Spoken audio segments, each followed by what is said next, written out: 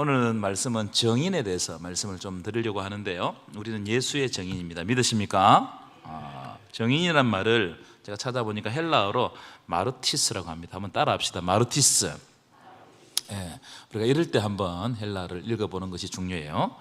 이 마르티스란 말은 자기가 직접 보고 듣고 경험한 바를 확언하는 겁니다. 확실히 말하는 거. 이게 정인입니다. 그리고 정언하는 겁니다. 사람들 앞에서 이걸 정언하는 거예요. 그래서 이 정인은 정언자라고 하기도 합니다. 정언자다. 말씀을 정언하는 사람입니다. 그런데 이 단어가 시간이 지나가면서 순교자라는 말과 같은 의미로 쓰이게 됐어요. 순교자. 영어의 순교자 마트스의 의원이 되기도 합니다. 그러니까 무슨 말이냐면 정인은 그 정언을 확실히 전하는 데 있어서 목숨을 건다. 순교를 각오하고라도 그 정인을 감당한다. 그 정언을 감당한다. 이런 뜻입니다. 정인이라는 영화가 있습니다. 제가 어제 좀 봤는데요. 이 영화는 이제 정우성 배우가 주연을 맡았는데 아주 사회적인 이슈를 던졌던 그런 영화입니다. 내용이 뭐냐면은 자폐를 가진 중학생 아이가 있었어요. 그런데 이 아이가 바로 앞집에서 일어나는 살인 장면을 창문을 통해서 목격해요. 가사 도우미가 80대 할아버지를 이제 돕는 가사 도우미가 그 할아버지의 얼굴에 봉지를 씌워가지고 살해했습니다. 그러니까 누구 사주를 받고 살해를 했냐면은 그 할아버지의 아들이 아마 돈 때문이겠죠. 그러니까 살해한 거예요. 그런데 이렇게 이 가사 도우미가 살인을 저질렀지만 정인이 없는 거예요. 증거가 없는 거예요. 그래서 도우미를 이렇게 무죄로 석방을 합니다. 이 자폐와 지우의 정언이 있었지만 여러분 사회적인 편견이 있잖아요. 자폐가 있으면 그 아이가 정상이 아니다. 뭐 이런 사회적인 편견이 있단 말이죠. 그래서 이 자폐와 이 지우가 그 장면을 목격하고 정언을 했지만은 그걸 받아들이지 않습니다. 그런데 얘가 목격을 했잖아요. 그래서 변호사가 그걸 알고 지우를 설득해가지고 법정에 세워요. 법정에 세우는데 참 이 자폐 아들의 특징이 뭐냐면은 한 곳에 집중하면 그걸 통째로 다 외워버립니다. 그래서 이 아이가 그 장면, 살인하는 장면을 보는데 이 도우미가 그 할아버지를 죽이는 잘 안 죽잖아요. 그러면서 막 저주의 말을 쏟아내면서 했던 글자가 몇 글자는 108글자예요. 이 108글자를 이 자폐 아이가 한 단어도 안 빠져먹고 다 정언을 해버려요. 그렇게 똑같이 해버린 거예요. 그래서 그 정언 때문에 진실이 밝혀졌다. 이런 이야기입니다. 그러니까 여러분 제가 무슨 말씀을 드리냐면은 이 정인이 말하는 진실이 얼마나 중요한가. 우리가 예수의 정인이잖아요. 예수를 정언하는 이것이 얼마나 중요한 일인지 모릅니다. 우리를 통해서 진실이 드러난다는 겁니다. 제가 여러분 앞에서 말씀드렸지만 정인은 자기가 보고 듣고 경험한 것을 과감없이 정언하는 자가 정인이다. 사도행전 1장 8절에 우리는 어떻게 살아야 되는지를 주님께서 성천하시기 전에 우리들에게 말씀으로 보여주셨습니다. 이 사도행전을 볼 때마다 이 말씀을 읽고 사도행전을 봐야 돼요. 자, 1장 8절인데요. 우리 큰 소리 한번 읽어볼까요? 시작. 오직 성령이 너희에게 임하시면 너희가 권능을 받고 예루살렘과 온 유대와 사마리아와 땅끝까지 이르러 뭐가 된다고요? 내 정인이 되리라 하시니라. 아멘이십니까? 예수님의 마지막 명령은 뭐냐면 너희가 내 정인이 되어야 된다는 거예요. 이것이 예수님이 우리들에게 마지막으로 부탁하신 명령입니다. 내 정인이 된다. 이 말씀은 우리가 예수님을 전가하는 사람, 예수님을 전하는 사람, 이런 사람이 되어야 된다. 나를 통해서 예수 그리스도의 복음이 전거되어야 된다. 이 말씀입니다. 기독교 역사에 보면 예수를 정언하는 정인들이 굉장히 많았습니다. 히브리서 12장에 보면 이런 대목이 있어요. 구름같이 둘러싼 허단 뭐가 있다고요? 정인들이 있다는 거예요. 정인들이 한두 사람이 아니에요. 구름같이 그 초대교회에도 예수 그리스도를 보고 경험하고 그분으로부터 은혜 받았던 구름같이 둘러싼 허다한 정인들이 초대교회 속에 가득 있었다는 겁니다. 그러니까 이 증인들을 통해 가지고 초대교회에서부터 세계 곳곳에 증인들이 나가서 예수를 증거했어요. 놀라운 일이죠. 자, 그런데 여러분, 초대교회 당시 예수의 증인이 되는 것이 쉬운 일일까요? 굉장히 어려웠습니다. 그렇지 않았어요. 여러분, 이것은요 쉽지 않았어요. 죽음을 각오한 일이었습니다. 그래서 증인이라는 단어가 나중에 순교자가 되는 거예요. 무슨 말이냐면은 예수의 증인이 되면 그 당시는 곧 죽는다는 그런 등식이 성립되었어요. 예수의 증인으로 산다는 것은 죽는다, 순교한다. 자, 그림을 제가 몇 개 보여드릴 텐데, 이 그림은 베드로가 십자가에 거꾸로 매달려 죽는 장면입니다. 여러분 잘 아시죠, 그죠? 예수님께서 예수님은 십자가에 똑바로 매달려 죽었지만 베드로가 로마 정부에 의해서 나중에 매달려 죽을 때, 십자가를 질 때 어떻게 했죠? 내가 주님처럼 어떻게 죽을 수 있겠냐. 그래서 십자가에 거꾸로 매달려 죽었습니다. 여러분, 베드로는 예수를 증언하는 삶을 살지 않았다면 죽지 않았어요. 저렇게 고통스럽게 죽지 않았습니다. 그러니까 여러분, 증인의 삶이 어떤 것인가를 보여주는 거예요. 사도 바울은 참수형을 당했어요. 지금 보시는 교회는 로마에 가시면 분수교회라고 합니다. 분수교회. 사도 바울이 참수형을 당한 그곳 위에다가 교회를 세웠습니다. 제가 그곳에 가가지고 이제 전서를 딱 전성을 읽어보니까 사도 바울의 목을 이렇게 쳤는데, 사도 바울이 잘린 머리가 땅에 3번 통통통 부딪혔대요. 떨어졌대요. 이렇게 튀었대요. 그래서 거기에서 떨어진 곳마다 분수가 솟아났다고 해서 분수교회, 새분수교회, 교회 이름입니다. 저 교회 안에 보시는 것처럼 바울이 참수당하는 장면을 조각해 놓았어요. 우리 보고 기억하라는 겁니다. 이런 조각들은. 바울도 여러분, 예수의 증인된 삶을 살지 않았다면 저렇게 죽지 않았어요. 이게 여러분 우리들에게 주는 의미가 있다 이 말이에요. 그 외에도 수많은 순교자들이 초대교회에 등장했습니다. 제가 이 그림은 한번 보여드렸던 그림인데, 이 그림은 어떤 그림이냐면 네로가 이 로마시에 불이 확 났습니다. 그러니까 이걸 진압하고 난 다음에 정치적인 위기를 맞는단 말이에요. 그래서 누구에게 이것을 덮어씌우죠? 기독교인들이 불을 질렀다 이렇게 덮어씌운 거예요. 그래가지고 어떻게 하느냐, 기독교인들을 다 모아가지고 너희들이 불 질렀지. 그러니까 기독교인 몸에다가 기름을 붓고 거기에도 횃불처럼 사람을 불 질렀어요. 이 끔찍한 장면입니다. 끔찍한 장면. 그 다음에 기독교인들을 로마 이 극장 콜로세움이죠. 대단하더라고요. 콜로세움이 어마어마합니다. 그 장소에다 모아다 놓고 맹수와 싸우게 했습니다. 곰과 사자와 싸우게 했습니다. 이건요 실제 역사 안에 있었던 일이에요. 이들이 정인된 삶을 살아가다가 저렇게 갔어요.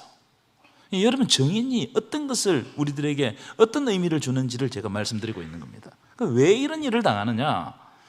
예수님이 우리들에게 주신 마지막 명령, 내 정인되라고 하신 그 말씀에 순종하기 위해서 그들은 그런 일을 당하고 갔어요. 그리고 그 정인들의 정언 때문에 지금 우리가 예수를 믿고 있는 거예요. 믿으십니까? 그들의 정언이 있었기 때문에 계속해서 그들의 정언이 그 자식에게 많은 사람들에게 정언이 퍼졌기 때문에 지금 우리도 그 정언을 듣고 정언자의 삶을 살아가는 겁니다. 제가 2주 전에 믿음에 대해서 말씀을 드리면서 이런 말씀을 드렸어요. 초대교회 사람들은 부활을 믿었기 때문에 심한 고문을 받되 구차히 풀려나는 것을 원하지 않았다는 겁니다. 여러분, 이런 사람들을 어떻게 감당하겠습니까, 세상이? 내가 심한 고문을 받는데 나에게는 부활이 있기 때문에 풀려나는 것을 원하지 않았다는 거예요. 어떤 사람은 조롱과 채찍을 당하고 옥에 갇히고 돌로 치는 거, 톱으로 캐는 거, 칼로 죽임을 당하는 거, 이런 것을 그대로 받았어요. 양과 염소의 가죽을 입고 도망다니는 거, 유리하는 거, 이런 것을 기뻐했다는 거예요. 두려워하지 않았다는 겁니다. 왜 그러냐면은 부활을 믿었기 때문에. 예수 그리스도의 부활이 진짜 그들의 삶 가운데 살아있는 거예요. 그러니까 지금 죽어도 예수님처럼 부활한다는 그 확신을 가지고 있기 때문에 그들은 끝까지 증언자의 삶을 감당했어요. 이것이 바로 증인의 삶이다. 여러분, 증인의 삶은 예수를 증거하는 데 목숨을 바치는 거예요. 여러분, 이 사명을 우리에게 주셨습니다. 여러분, 우리가 그냥 살아가서는 안 됩니다.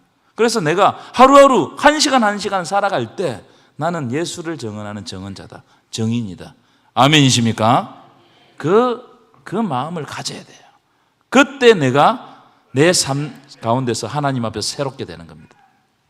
자, 그런 의미를 가지고 오늘 본문을 보실 텐데, 오늘 본문은 베드로와 요한이 성전 미문 앞에 앉아 있는 안전뱅이를 고친 기적 후에 이제 일어난 사건인데, 베드로의 설교입니다. 베드로와 요한이 매일 3번씩 성전에 올라가서 기도했습니다. 그런데 나면서부터 안전병이 된 사람, 그러니까 불구자죠. 사람들이 이 사람을 메고 와가지고 성전 미문 앞에 내려놓고 가는 겁니다. 이 사람은요, 자기 혼자의 힘으로 성전을 올 수가 없어요. 사람들이 메고 와야 돼요. 그러면 이 사람이 어떻게 사느냐? 성전에 드나드는 사람들에게 뭘 해먹고 살아요? 국을 해먹고 사는 겁니다. 이 사람이 살아가는 방법입니다. 그래서 돈을 많이 주면 좀 기쁘고 안 주면 절망하고 뭐 이런 삶을 쳇바퀴 돌듯이 살아가고 있었어요. 그런데 어느 날 베드로와 요한이 성전에 들어가는 걸 보고 베드로와 요한에게 구걸을 합니다. 이때 베드로가 어떤 말씀을 주느냐 하면 이 사람에게, 자 3장 6절입니다. 우리 한번 읽어보겠습니다. 시작. 베드로가 이르되 은과 금은 내게 없거니와 내게 있는 이것을 내게 주노니 나사렛 예수 그리스도의 이름으로 일어나 걸어라. 아멘이십니까? 베드로는 이 안전뱅이에게 다른 것을 주지 않았습니다. 왜냐하면 베드로는 가진 것이 없었어요. 베드로도 은과 금이 없었어요. 물질적으로 충만하지 않았습니다. 그런데 베드로가 뭘 줬냐? 자기에게 있는 걸 줬어요. 자기에게 있는 거. 그게 뭐예요? 바로 예수 그리스도의 이름. 그 이름, 예수 그리스도, 나사렛 예수 그리스도의 이름을 주었어요. 왜냐하면 그 이름 안에 능력이 있고 그 이름 안에 생명이 있어요. 여러분, 예수 이름 안에 능력이 있고 예수 이름 안에 생명이 있음을 믿으시기 바랍니다. 예수님의 이름을 그에게 준 겁니다. 여러분, 우리는 예수의 이름을 받은 사람들이에요. 예수의 이름으로 우리가 이 세상을 살아간다는 겁니다. 믿으십니까?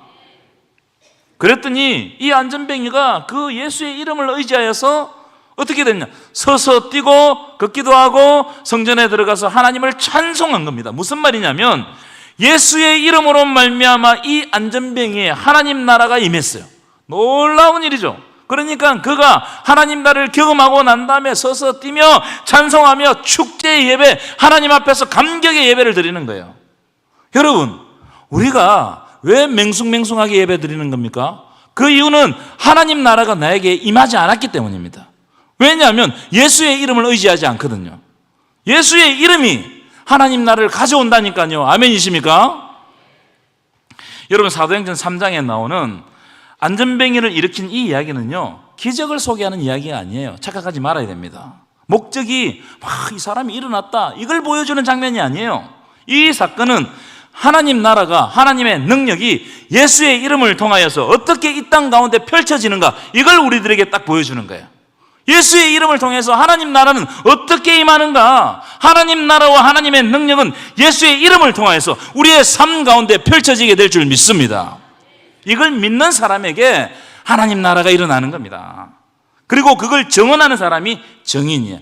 우리들입니다. 예수 믿는 사람들. 요한복음 3장에는 베드로와 요한을 통해서 하나님 나라가 예수의 이름으로 말미암아 이 땅에 펼쳐지는 것을 증명하는 겁니다. 그러면 지금 이 시대에는 누구를 통해서, 예수의 이름을 통해서 하나님 나라가 펼쳐지는 것을 증명해야 됩니까? 저와 여러분을 통해서 하나님 나라가 펼쳐지는 것을 증명해야 됩니다. 믿으십니까? 이것이 정인의 삶이다, 이 말이에요. 여러분, 우리는 예수님의 정인입니다. 옆 사람에게 인사할까요? 당신은 예수님의 정인입니다. 네, 확실하게 하세요. 확실하게. 당신은 예수님의 정인입니다. 여러분, 정인은요, 그냥 말만 하는 사람이 아닙니다. 정인은 내 삶을 통해서, 나의 말과 행동을 통해서, 내가 있는 자리, 내가 거하는 자리, 내가 만나는 사람, 내가 하는 일을 통해서 하나님 나라가 임한다는 것을 증명하는 거예요. 그러니까 여러분, 내 삶이 굉장히 소중합니다. 왜냐하면 내 삶 가운데 하나님 나라가 임하기 때문에 내가 하는 모든 이 사건들 가운데 하나님께서 임하신다는 것을 믿고 기도하고 하나님 나라를 이루어 가야 돼요. 그 사명이 우리에게 있다, 이 말이에요. 여러분, 예수의 이름에 능력이 있다는 것을 증명하는 저와 여러분 되시기를 간절히 축원합니다. 그런 의미에서 보면요, 우리가 가지고 있는 일, 우리의 직장이 중요합니다. 그 직장 가운데, 우리가 하는 일 가운데, 내가 만나는 만남 가운데 여기에 뭐가 일어난다고요? 하나님 나라가 일어난다고요. 예수 이름으로 나갈 때. 이게 성경이 이야기하는 겁니다. 자, 여러분, 성전 미문에 앉았던 안전뱅이가 일어났어요. 서서 뛰고 찬양했습니다. 여러분, 이게 뉴스거리가 됐겠어요, 안 됐겠어요? 난리가 났을 겁니다. 여러분, 예루살렘 성전에 드는 사람들은 이 사람을 모르면 간첩이에요. 매일 거기 앉아 있거든요. 매일 구걸했거든요. 그런데 이 사람이 일어나가지고 축제 예배를 드리는 겁니다. 서서 뛰며 하나님을 찬송했어요. 하나님 나라가 이 안전뱅이 사람들이 다 손가락질하고 절망이구나, 저 사람하고 엮이면 안 되겠구나 이렇게 생각했는데 그 사람을 통해 가지고 하나님 나라가 확 드러나 버렸어요. 사실 여러분, 유대 사회에서 장애인들은 성전에 들어갈 수가 없었습니다. 왜냐하면 부정한 사람이라고 여겼기 때문에. 그러니까 이 사람은 매일 성전 앞에, 미문 앞에 왔지만 성전으로 못 들어갔어요. 그런데 부정한 사람, 세상이 포기한 사람이라고 여겼던 이 안전뱅이가 예수의 이름으로 서서 뛰며 하나님을 찬송하고 성전에서 축제 예배를 드리는 장면을 보고 사람들이 깜짝 놀란 거예요. 어떻게 저럴 수가 있냐 이거예요. 여러분, 왜 세상이 우리를 보고 안 놀랍니까? 여러분, 여러분들이 나가면 여러분 삶 가운데 사람들이 여러분을 보고 놀랍니까? 긍정적인 의미에서? 욕이나 들어먹지 말지. 왜 사람들이 우리를 보고 놀라지 않느냐 하면은 우리를 통해서 하나님 나라가 펼쳐지지 않는 거예요. 그러니까 사람들이 우리를 한심하게 생각할 때가 많단 말이에요. 그러나 우리를 통하여서 하나님 나라가 딱 펼쳐지면 세상이 우리를 감당할 수가 없어요. 그러니까 그들이 믿는 하나님 나라가 무엇인지 궁금해서 모여들 수밖에 없습니다. 여러분, 이게 부흥이에요. 이게 부흥. 여러분, 우리가 부흥이라고 하면요, 사람의 숫자가 많아지고 교회 재정이 늘어나고 교회 건물을 화려하게 짓고 이걸 부흥이라고 생각하는데 그렇지 않아요. 그건 아주 단편적인 생각입니다. 여러분, 부흥은 하나님 나라가 예수 믿는 사람을 통해서 펼쳐져서 그것을 보는 사람들의 마음이 움직이고 진동하고 요동하고 뿌리째 흔들려가지고 하나님께로 돌아오는 것이 바로 부흥이에요. 믿으십니까? 이게 부흥이에요. 여러분, 여러분의 삶과 우리 교회 위에 하나님 나라가 펼쳐지는 부흥의 역사가 일어나기를 간절히 축원합니다. 이 안전뱅이를 고친 이 사건이 얼마나 큰 사건이었던지 사람들이 솔로몬의 행각으로 막 모여드는 겁니다. 이 솔로몬의 행각은 헤롯이 이제 성전을 지어줬잖아요. 그래서 예수님 시대 때는 헤롯 성전인데, 헤롯이 성전을 건축하면서 성전 동쪽에 지은 건물입니다. 이 행각이 뭐냐면은 지붕은 있는데 벽이 없는 그런 건물을 행각이라고 그래요. 이게 더우니까 벽을 다 못 세우잖아요. 더 벽이 없는 건물. 여기서 이제 바리새인들이 율법을 가르치거나 또 정치인들은 대중 연설을 했다고 합니다. 그런데 오늘 본문에 보면 베드로가 여기서 복음을 전해서 아주 긴 설교를 합니다. 11절부터 3장 마지막 절까지 베드로의 설교가 쫙 나와요. 그 중에서 저는 오늘 본문에만 해당되는 말씀으로 여러분들과 말씀을 잠시 나누고자 합니다. 12절을 보겠습니다. 12절입니다. 함께 읽겠습니다. 시작. 베드로가 이것을 보고 백성에게 말하되 이스라엘 사람들아, 이 일을 왜 놀랍게 여기느냐? 우리 개인의 권능과 경건으로 이 사람을 걷게 한 것처럼 우리를 주목하느냐? 왜 주목하느냐? 여러분, 이 말씀은 예수의 이름으로 펼쳐지는 하나님 나라가 무엇인지를 다시 한번 우리들에게 설명하고 있어요. 이 말씀 굉장히 중요한 말씀이라고 생각해요. 이스라엘 사람들아, 이 일을 왜 놀라느냐는 말이에요. 안전뱅이가 고침을 받은 이 일을 왜 놀라느냐? 하나님이 하시면 이것은 놀랄 만한 일이 아니다는 거예요. 전능하신 하나님이 하시면, 하나님은 천지를 창조하시고 역사를 주관하시는 하나님의 능력 안에서 보면 지금 보고 있는 이 기적은 아무것도 아니에요. 아무것도 아닙니다. 그래서 우리를 주목하지 말라, 사람을 주목하지 말라는 겁니다. 우리 개인의 권능과 경건으로 이 사람을 걷게 한 것처럼 왜 우리를 주목하느냐? 우리가 한 게 아니라는 겁니다. 우리에게는 아무런 능력이 없다는 겁니다. 우리가 한 것은 오직 하나님의 아들 곧 예수의 이름을 안전뱅이에게 준 것밖에 없다는 거예요. 그래, 우리를 주목하지 말라는 거, 나를 주목하지 말라는 겁니다. 베드로가 이랬잖아요. 내게 있는 것을 내게 주느니 곧 나사렛 예수 그리스도의 이름으로 일어나 걸어라. 아멘이십니까? 생명 대신 예수를 믿고 베드로가 선포한 것밖에 없어요. 예수의 이름을 준 것밖에 없습니다. 이 기적을 일으킨 것은 베드로와 요한이 한 것이 아니고 예수 이름으로 역사하시는 하나님의 능력이라는 겁니다. 아멘이십니까? 이것이 여러분 교회의 정체성이 되어야 돼요. 교회는요, 뭘 해야 돼요? 예수 이름으로 모든 것을 감당해야 돼요. 여러분이 섬기는 봉사, 섬긴 다 예수 이름으로 감당하시기를 축원합니다. 그럴 때 시험 들지 않습니다. 얼마나 예수 이름을 여러분의 마음에 담고 여러분 섬김과 봉사를 하고 있냐 이 말이에요. 얼마나 예수 이름을 담고 여러분의 가정으로 가고 있냐 이 말이에요. 이게 믿는 사람의 정체성, 교회의 정체성이 돼야 돼요. 그래서 여러분 기적이 일어난다고, 단편한 기적이 일어난다고 사람 쫓아다니면 큰일 납니다. 사람 쫓아다니다가 망한 사람들이 얼마나 많은지 몰라요. 우리나라의 대표적인 천부교 아세요? 박태선. 이 사람이 가는 곳마다 처음에는 엄청난 기적을 일으켰습니다. 한국의 대부분의 이단들이 이 사람 그치지 않은 사람이 없어요. 다 이 사람 그쳤습니다. 그런데 그 기적을 자기의 것처럼 소유화했어요. 개인화시켰어요. 내가인 것처럼 했어요. 그 사람 그것 때문에 망했어요. 그 기적 때문에 망한단 말이에요. 여러분 기적 쫓아다니면 큰일 납니다. 그래서 베드로가 뭐라고 했냐? 우리를 주목하지 말라는 거예요. 나를 주목하지 말라는 겁니다. 누구를 주목하라는 거예요? 예수를 주목하라. 예수를 바라보라. 아멘이십니까? 사도행전은 시종일관 이야기를 하고 있어요. 처음부터 끝까지 예수 이야기예요. 예수의 복음이 어떻게 누구를 통해서 전파되는가, 누구를 통해서 예수를 만난 사람들이 어떻게 변화되고 있는가, 이 이야기를 기록해 놓은 것이 사도행전이에요. 여러분의 삶 가운데도 이 사도행전의 역사가 일어나기를 축원합니다. 그러니까 여러분, 사람을 주목해서는 안 됩니다. 사람 주목하면 넘어져요. 여러분, 지금도 살아계시고 역사하시는 예수 그리스도를 주목하시기를 축원합니다. 그 말씀에 순종하시기를 축원합니다. 말씀에 주목해야 돼요. 하나님의 말씀. 여러분, 시험 들고 낙심한 사람들은 다 사람 주목하고, 그러다가 실망하고 낙심하고 시험 들고, 시험 든 사람 다 관계적인 문제예요. 안 그렇습니까? 사람보다 낙심하는 겁니다. 사람에게 상처받는 거예요. 그래서 여러분, 어떤 사람이 여러분을 막 낙심하게 하고 그런 사람이 있거든요. 실망스럽게 하고 시험 들게 하는 사람이 있습니다. 말로 시험 들게, 행동으로 시험 들게 하고. 여러분, 그때 그 사람 바라보는 것을 당장 멈춰야 돼요. 안 그러면 빠집니다. 절망하는 거예요. 그때 기도하고 결단하고 예수를 바라보고 예수님의 말씀에 순종해야 돼요. 그래 이겨냅니다. 여러분, 세상에 모든 사람 다 불완전해요. 다 넘어집니다. 안 넘어지는 사람이 있습니까? 베드로도 넘어졌어요. 다 넘어졌습니다. 예수님의 제자도 십자가 앞에서 다 도망갔습니다. 그러니까 사람 보고 따라가면요 다 넘어지는 겁니다. 누굴 믿겠습니까? 이 세상에 내 자신도 못 믿겠는데 어떻게 믿어요?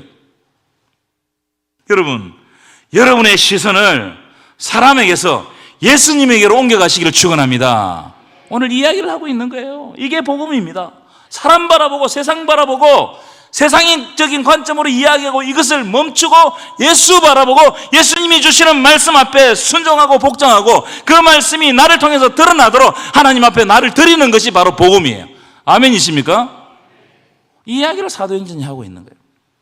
자, 13절 14절 보시면 두 단어가 나오는데 한 단어가 두 번 반복되는데 거부라는 단어가 반복됩니다.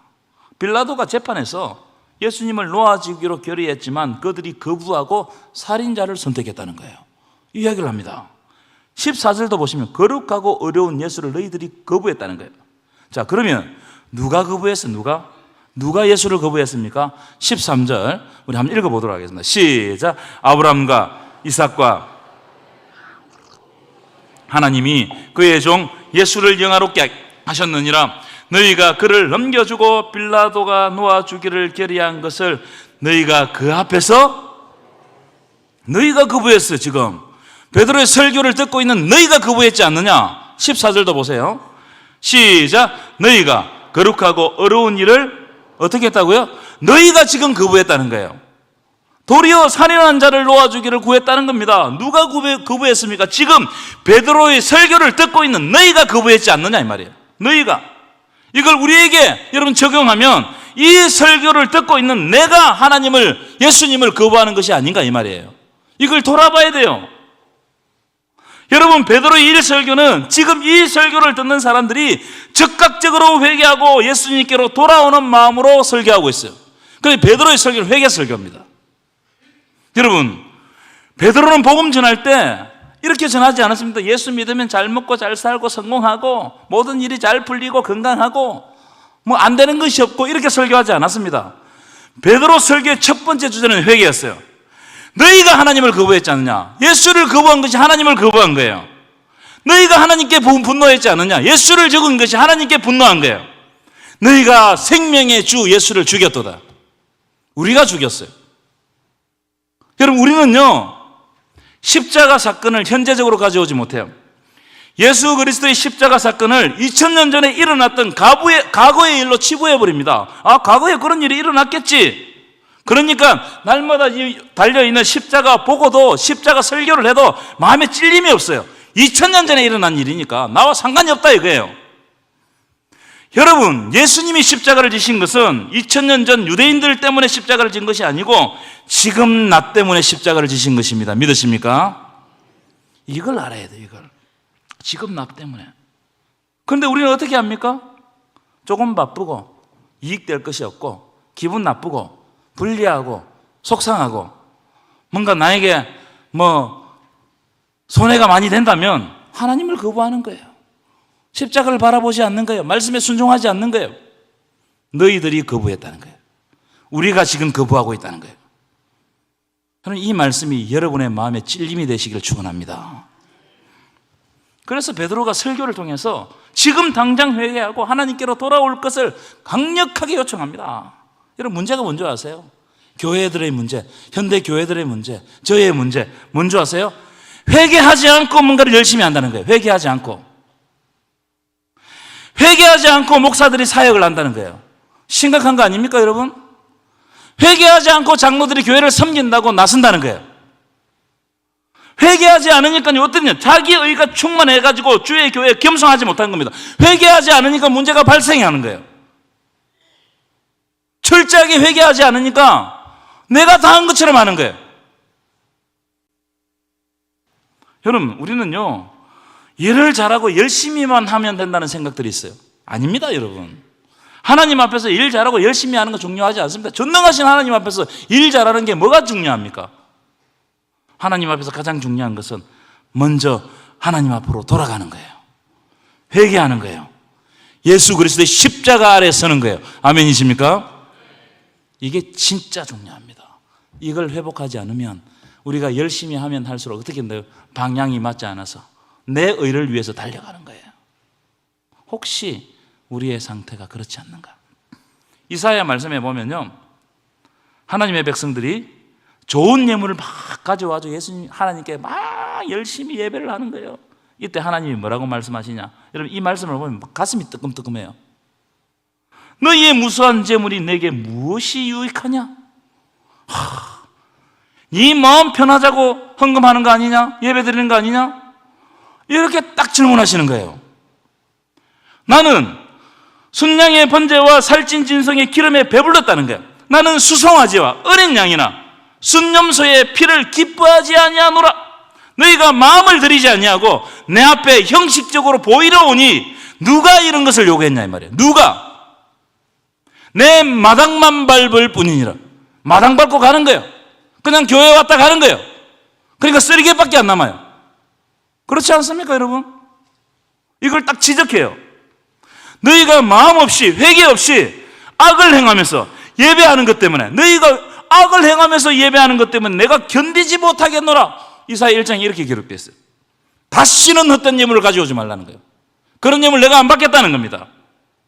오늘 우리에게 주시는 말씀 아닙니까? 다시는 가져오지 말라는 거예요.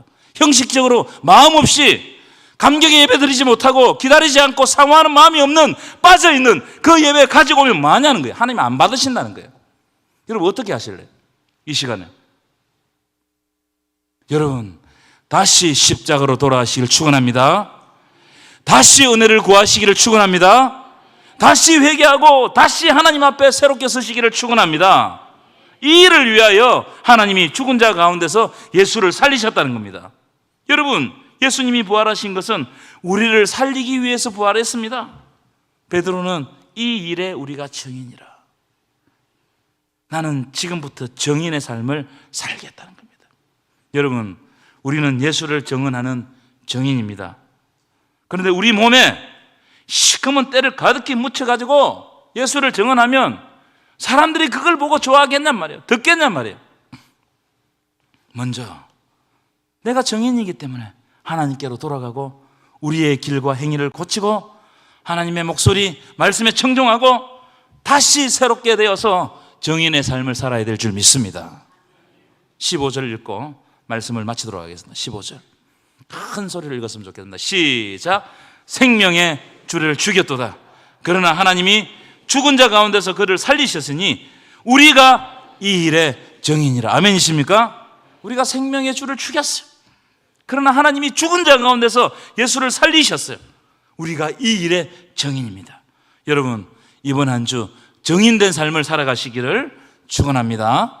기도하시겠습니다.